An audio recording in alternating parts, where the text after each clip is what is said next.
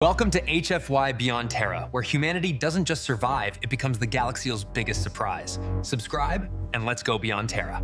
The first time Kellen Voss proposed digging a tunnel on Irem 9, the council chamber filled with laughter so loud it made the ceiling lamps tremble. Kellen stood at the center dais, boots still rimmed with frost from the walk-in. He held a rolled map in both hands like it was a fragile animal. Around him sat the colony's representatives, humans in patched pressure suits, two tall, reed-thin Veyari whose eyes glittered like wet obsidian, a squat, four-armed Korth engineer with a scarf wrapped around his respirator, and the Olan ambassador, whose skin shimmered faintly with internal biolight. They had come from different worlds, different physics of comfort, different ideas of what home should feel like. But they all agreed on one thing: Irem 9 was cold enough to make the universe feel personal. Subsurface infrastructure, Kellen began, trying to keep his voice steady. A transit and utility tunnel between the Hab Dome and the geothermal exchange. A Veyari delegate, Rise T, leaned forward, lips splitting into a smile that showed too many small teeth. Voss, she said, savoring the syllables like it was a joke. You wish to dig into ice older than your species' concept of law. It isn't just ice, Kellen replied. There's basalt beneath the glacial shelf, the radar. The Korth engineer, Grum, made a dismissive sound through his mask. Basalt under a kilometer of pressure-packed ice. You want us to spend power and labor carving a wormhole for boots when we have surface rovers. Surface rovers that get buried, Kellen said, a little sharper than he meant. He unrolled the map with a snap. On it, the colony's two most vital nodes were marked: Hab Dome, a half-buried hemisphere of layered polymer, and the geothermal exchange, a lattice of heat collectors anchored into a fracture where the planet's own warmth leaked upward like a secret. Between them stretched 2 kilometers of white nothing. 2 kilometers, Kellen said. A tunnel. It will be protected from storms, stable temperature, a path for power and water lines. If we lose a rover convoy in a whiteout, if we lose the exchange. The Olan ambassador, Silith, made a soft, clicking sound that translated as polite amusement. Storms are predictable. You have forecasts. You have satellites. The exchange is fortified. This is a young colony, Kellen Voss. Your proposal is sentimental, like building a fireplace in an ocean. Laughter again, brighter this time, bouncing off the chamber walls. The humans laughed too, not cruelly but wearily, like people who couldn't afford hopeful projects. Kellen felt heat crawl up his neck. He was used to the way people looked at him, the quiet tunneler with the odd obsession. His specialty was subsurface engineering, but Irem 9 wasn't supposed to need it. The colony had been founded on surface efficiency, domes, rovers, modular units that could be lifted, relocated, replaced. Tunnels were permanent. Tunnels implied you expected to stay. He swallowed. I'm asking for 1 drill rig, a small crew, and a month's power allotment during low demand cycles. I can do it with thermal boring and cryofracture, minimal waste. Grum spread his 4 hands. You can ask, and we can say no. The council chair, a human named Mari's chin, raised a hand for quiet. Kellen, she said, gentler than the others. You know how thin we're stretched. We need more hydroponic trays, better shielding on the dome's north ribs, repair drones for the antenna array. Your tunnel is, well, it's a luxury. A luxury is a second dessert, Kellen said, and immediately regretted it. The room went still, not offended, just surprised he had teeth. Mari's eyes softened. I understand you lost someone on your last posting, in a collapse. Kellen's hands tightened around the map. He saw, uninvited, the orange flicker of emergency lights underground, the narrowing passage, the sound of rock deciding to be a new shape. He shoved the memory down. This isn't about that, he lied. Rise T's smile returned. Then let us be practical, we vote. The vote was swift, 3 no, 1 abstain, 0 yes. Kellen rolled his map back up, the paper crackling like thin ice.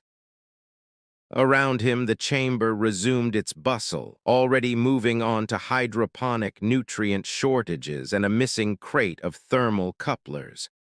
As he stepped away, he caught snippets of low conversation. "Tunnel boy," someone muttered, not bothering to hide it. "Humans and their holes," Grum chuckled. Silith's biolight pulsed, a private laugh. Kellen did not answer. He walked out into the corridor where the dome's air smelled faintly of algae and recycled breath. The lights buzzed softly. Somewhere, children were playing a game that involved running and shrieking. Luxury screams, Kellen thought. The kind you made when you assumed there would be warmth later. Outside the dome, IRIM 9 waited in its patient silence. He started anyway. You learned early, as an off-world engineer, that permission was a kind of weather. It changed based on pressure and fear. If you waited for perfect conditions, you'd never build anything that mattered. Kellen filed the official denial away, then went to the supply officer and asked for scrap. He said he needed to reinforce an airlock seal. He asked Grum for discarded cutter heads, phrased as a favor, and Grum handed them over with a mocking salute. He signed out a retired thermal lance under the pretense of testing it for repurposing. He scavenged old drone batteries. He bartered with hydroponics for a spool of conductive mesh in exchange for fixing a leaky heat exchanger. He worked at night in the service bay where the walls were thick and the cameras were angled to watch the expensive equipment, not the corner where he built his useless machine. It wasn't a full drill rig. That would have required council approval, power allocations, safety oversight. Instead, he built a small thermal borer, half-hand tool, half-stubborn dream. A tungsten nose with embedded heaters. A cryo sprayer to control meltwater. A vibrating collar to fracture brittle layers and keep the bore smooth. A cable spool to pull the tool forward as it ate.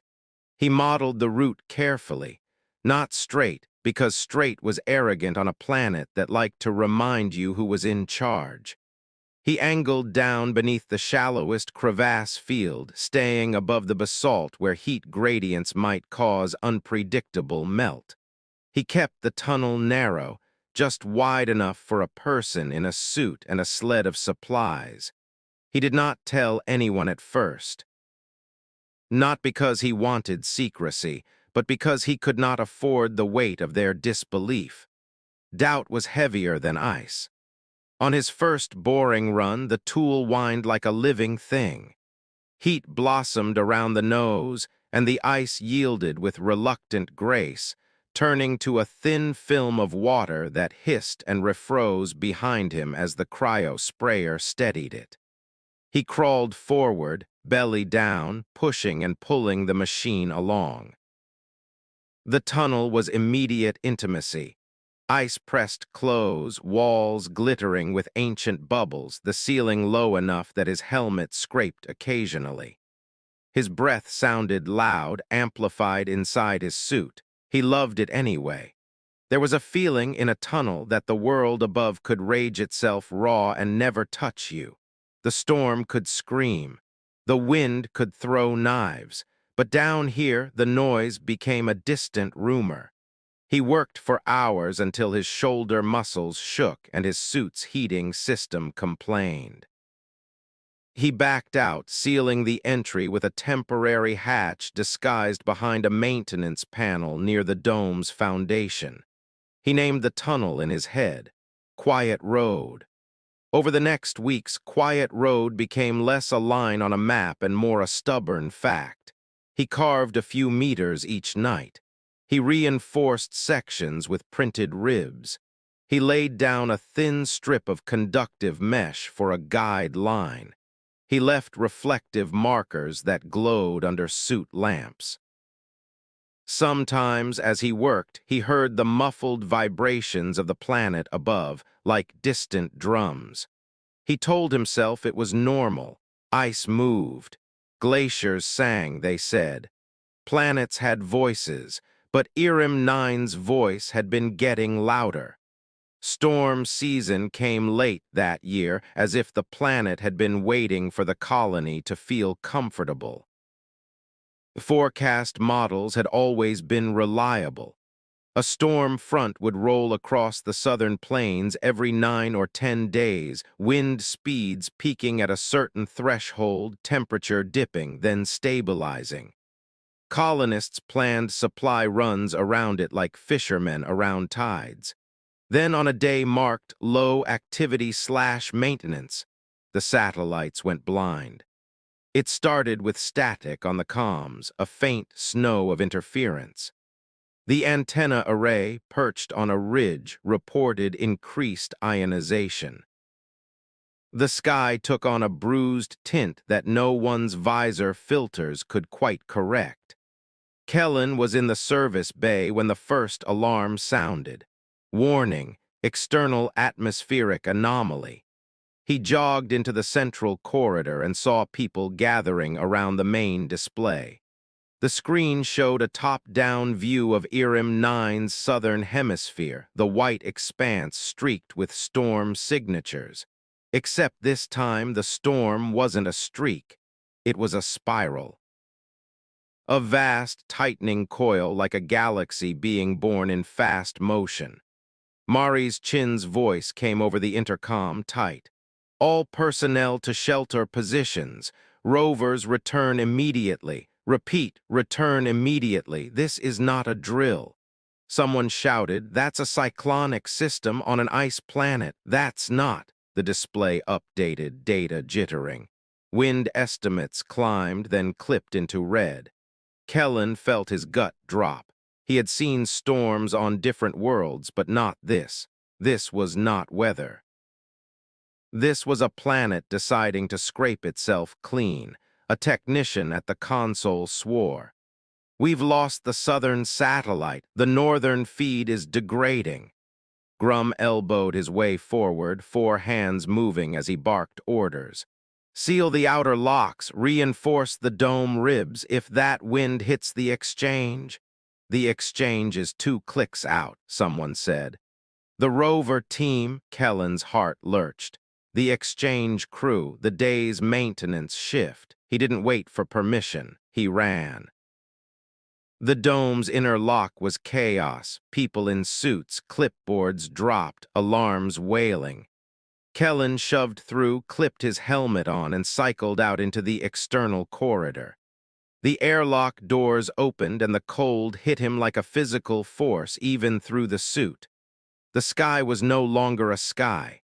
It was a moving wall, a shifting curtain of white and dark, as if the atmosphere had thickened into something you could climb. Wind shoved at him. He staggered, boots skidding on packed snow. Visibility shrank to a few meters. The dome behind him disappeared in a heartbeat. His comm crackled. "Voss, where are you going?" Mari's voice strained with fear and authority. "Exchange," Kellen said. "I can reach it." "You can't. The surface is—" "I have a route," he said, and cut the channel before he could hear her say no. He navigated by memory and the faint glow of the dome's external markers until he reached the maintenance panel near the foundation. His fingers, clumsy in gloves, found the hidden latch. He pulled. The panel swung open. Behind it, the temporary hatch of Quiet Road waited like a secret mouth. He slipped inside and sealed it behind him. The difference was immediate. The wind's roar dulled to a distant rumble. The temperature stabilized. His suit's sensors stopped screaming about pressure fluctuations. Kellen exhaled. His breath fogged his visor, then cleared. "Quiet road," he whispered and began to crawl. The tunnel sloped gently downward, then leveled. His lamps threw light across ice walls threaded with blue veins and tiny trapped stars of air. The guide mesh on the floor glinted, leading him forward. His comm crackled with fragments. "Lost contact. Wind at exchange locks." He forced the noise away and focused on movement. Crawl, pull, slide. His knees scraped against the reinforced ribs. The tunnel was narrow enough that turning around would be difficult. There was no room for panic. Halfway through, a tremor ran through the ice. Dust, or rather fine frost, shivered off the ceiling. The tunnel groaned, a deep, slow complaint. Kellen froze, listening. The planet's voice again, louder now, an ominous bass note that vibrated in his bones. He resumed crawling, faster. At the far end, the tunnel angled up toward the geothermal exchange's foundation. He had not yet broken through there. He'd been within 30 meters of the target when the storm hit. The tunnel ended in raw ice, the last carved pocket where his borer had bitten and stopped. Kellen stared at the wall. 30 meters. 30 meters might as well have been a light year. He unclipped the thermal borer he'd stashed in a niche earlier. Insurance. The tool felt heavier than it had weeks ago, as if it knew the stakes. He activated it. The nose glowed dull orange. A soft hiss filled the tunnel as heat met ancient cold. He pushed into the ice. The borer whined, vibrating. Meltwater slicked the floor, then refroze behind him in rough ridges. The tool advanced, slow but steady, devouring the last meters like a patient animal. Another tremor, stronger. The tunnel walls flexed, ice moving, the pressure of a planet shifting under storm stress. Kellen's breathing accelerated. He forced it slower. Panic used oxygen, and oxygen was life. The borer broke through suddenly into open space. Kellen nearly slammed forward, catching himself on the printed ribs. A gust of warm air, hit his visor, carrying the scent of metal and minerals. He blinked. Light spilled in, the amber glow of the exchange's interior. He widened the opening enough to squeeze through and tumbled into the geothermal exchange's maintenance corridor. Alarms were sounding here too, but different. Pressure warnings, thermal imbalance. The corridor lights flickered. A figure in a suit stumbled around the corner, nearly colliding with him. The visor reflected Kellen's lamp like a startled animal eye. "Who?" the figure gasped, voice distorted. "Kellen Voss," he said. "Where's the crew?" The figure's shoulders sagged with relief. "We're in the control bay. Storm sealed the outer locks. The surface corridor, it's gone. We tried to send a rover back, lost it. Comms are unstable, we thought." Kellen didn't let him finish. "How many?" "6, including me." "Show me." They moved through the exchange, passing heat exchangers that hissed and throbbed like sleeping beasts. The geothermal collectors were anchored into a crack where the planet's internal warmth seeped upward. Normally, it was a comforting hum. Today, it sounded like a heartbeat under stress. In the control bay, 5 more suited figures clustered around a console, arguing in tight voices. When they saw Kellen, they stared as if he'd stepped out of myth. "You came through the ice," one said, disbelief cracking into something like awe. Kellen nodded. "I have a tunnel from the dome, not finished but passable. We can evacuate." A woman with a Vayari crest plate, thin and elegant even in a suit, tilted her head. "A tunnel, that useless tunnel?" Kellen didn't have time for satisfaction.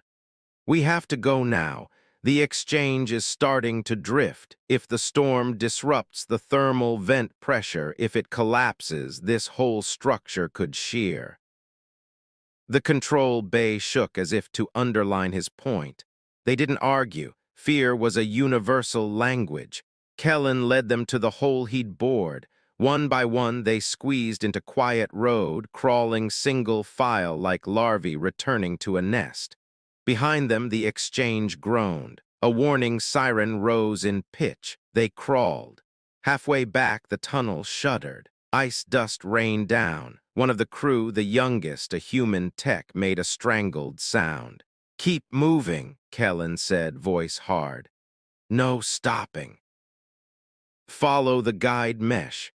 Another tremor and the ceiling above them cracked, an audible snap like the planet breaking a bone. A chunk of ice fell, slamming into the ribbing behind the last person, sealing off the tunnel's rear with jagged rubble. The sound echoed down the narrow passage like a door being slammed by a giant. The tech whimpered. "We're trapped." "No," Kellen said, surprising himself with how certain he sounded.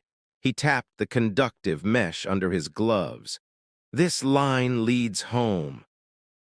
They crawled faster, scraping, breathing, dragging sleds of emergency supplies that the exchange crew had insisted on bringing.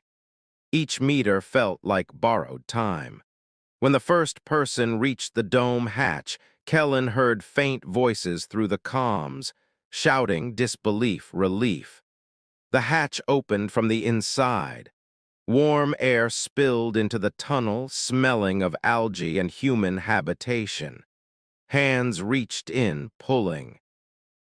Kellen waited until the last of the exchange crew was through, then followed, dragging himself into the dome's service corridor like a man emerging from a birth canal. As he stood, the dome shuddered. The lights flickered. Somewhere above, wind screamed. Mari's chin appeared, helmet off, hair plastered to her forehead with sweat. She grabbed Kellen's suit by the collar like she needed to prove he was real. "You," she said, voice shaking. "You idiot, you absolute." He expected anger. He didn't expect tears. "You saved them," she finished, softer. Kellen's throat tightened. He looked past her at the exchange crew huddled on the floor, being checked by medics, their faces pale under artificial lights. Alive, outside, the storm hammered the dome like a fist. Inside, Quiet Road had delivered its secret. The blizzard lasted 3 days. On the first day, the antenna array snapped. The dome's external cameras iced over. The colony's world shrank to metal corridors and recycled air. On the second day, the geothermal exchange failed. They didn't hear it fail. They felt it, temperature in the dome dipping, heaters straining, a slow, ominous chill creeping through the walls. Grum and his engineers worked without sleep, rerouting power, rationing heat, patching cracks with printed resin. On the third day, the storm finally began to unwind, like a muscle releasing after a cramp. Wind fell from murderous to merely cruel. The sky lightened from bruised to gray.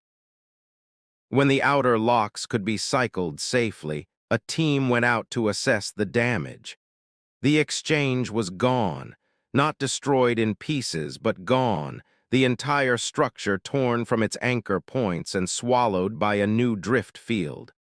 Only the tops of a few collectors protruded like broken teeth.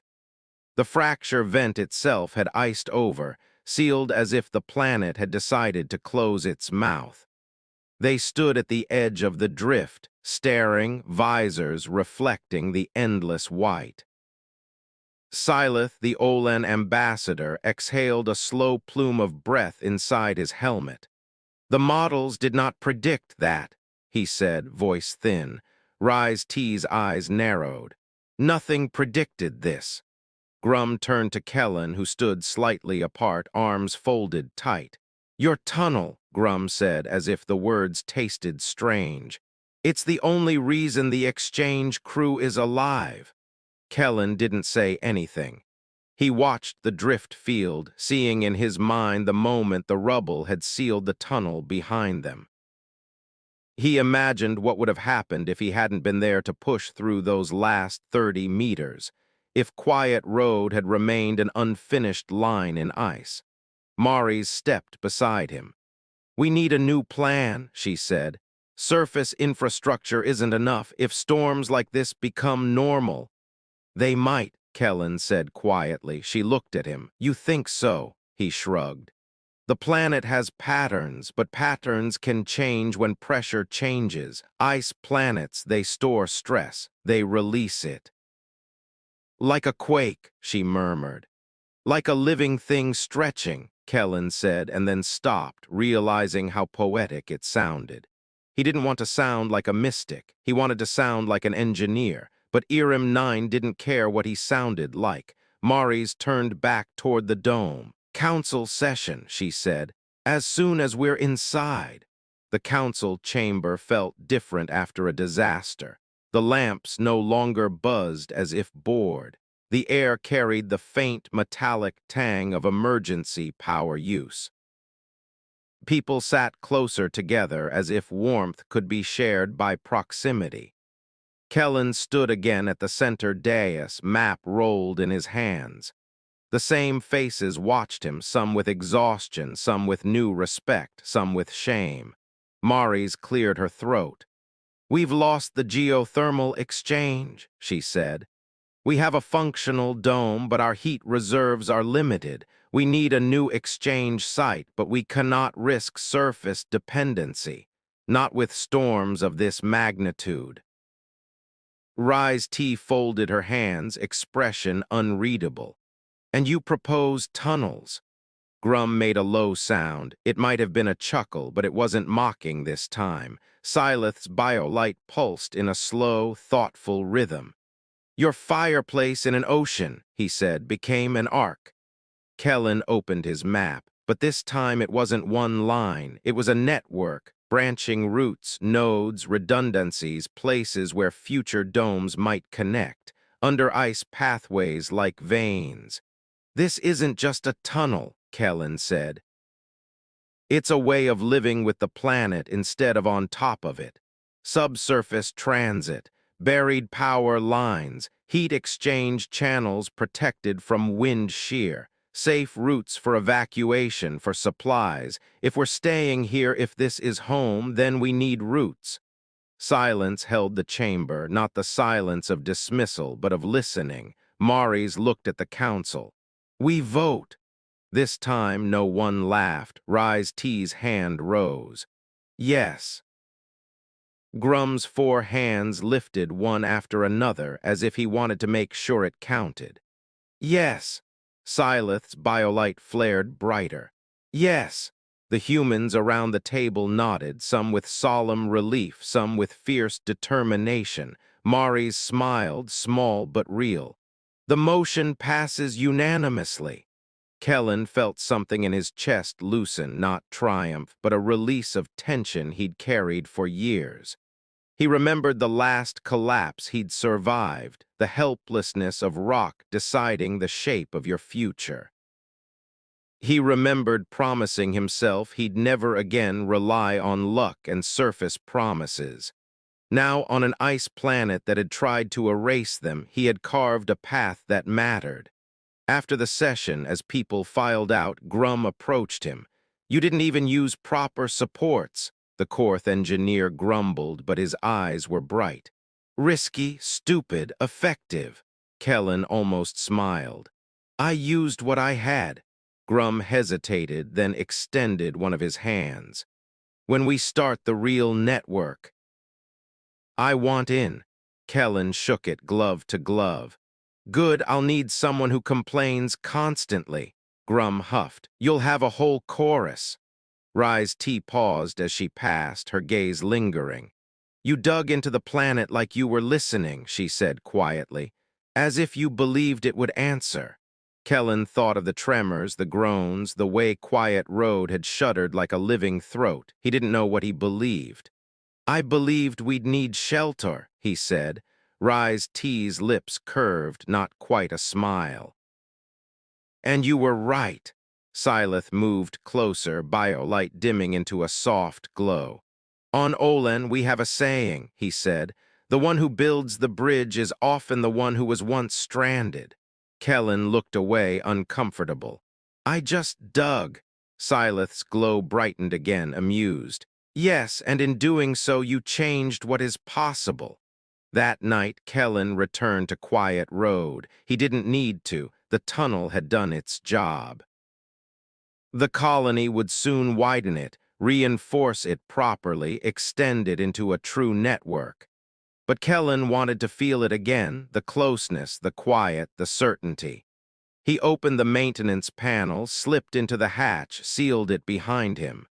The tunnel greeted him with its familiar hush. He crawled a short distance, then stopped at a section where the ice glittered with ancient trapped bubbles. He turned off his lamp for a moment.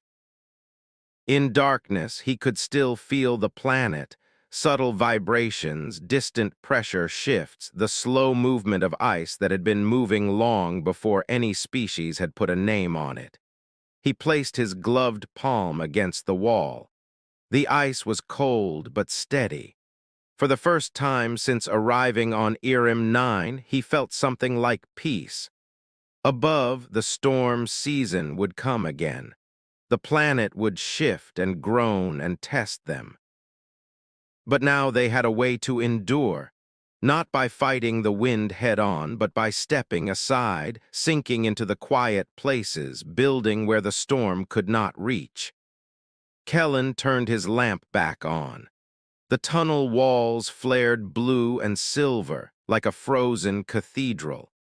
He began crawling forward, deeper into the planet's patience, already planning the next branch, the next rib, the next safe passage. And somewhere far above, in the thinning air of Irim 9, the last remnants of the great blizzard drifted away, leaving behind a truth that would echo through the colony for generations. They had laughed at his useless tunnel, until the day it became the only road home.